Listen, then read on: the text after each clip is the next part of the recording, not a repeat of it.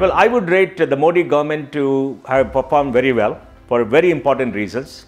One, our GDP has grown by 76 lakh crores from the time he came to power till 2019 March, if you look at estimates, and that is very large.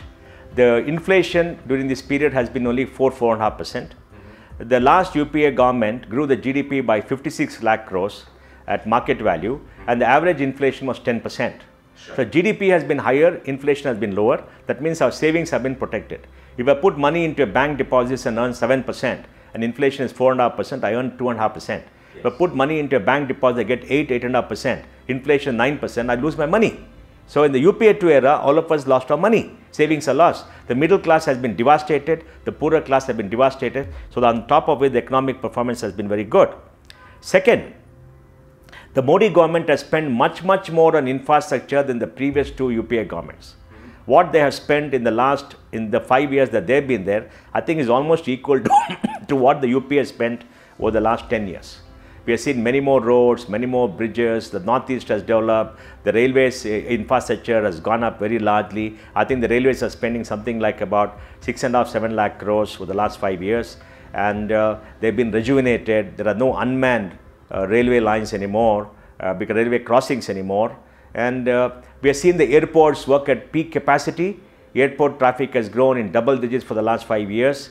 We've seen the Ganga getting cleaned, we've seen the ports grow up. In all facets of our infrastructure, I think is done very well. The third, there has been no corruption in Delhi that we know. The Rafale thing is totally bogus. There is no 30,000 crores that Narendra Modi can take and give it to anybody. Just other day, Rahul Gandhi said that he's taken the money from the people of Andhra Pradesh. I'm sure Babu will be surprised that where was the money that he couldn't take for his own people that Modi took to give it to from the people of Andhra Pradesh. It's a joke, and they're lying through their teeth, and not the people of this country are asserting this teeth. So I think on all economic indicators, jobs, I think totally about 3.5 crores to 4.5 crores jobs have been created. In transportation sector, based on data, 1.5 crores have been created. In the professional sector, based on data, about 40 lakhs have been created.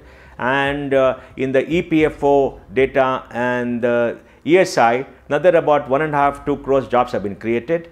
And if you look at government jobs, about 35–40 lakh jobs have been created. So maybe 3.5–4 crores have been created, and these are all verifiable data. The NSSO survey is very wrong. I don't know whether they ask the right kind of questions. Unemployment has not increased massively in the last 5 years. People in the working age group coming down is, I think, is not correct. We need to understand what questions to ask, how the data is. I hope the government releases all this. So on the jobs front too is there. And lastly, on the global scale, I remember going outside India in 2013-14, there is no respect for India. Now there is respect for India. I go to Japan very much, they respect India. I go to the US, they respect India. I go to the UK, they respect India. I go to Europe, they respect India. All around the world, there's much more respect for India than there was earlier. And India is recognized as the fastest growing economy. India is recognized as something that stands for, stands for the future.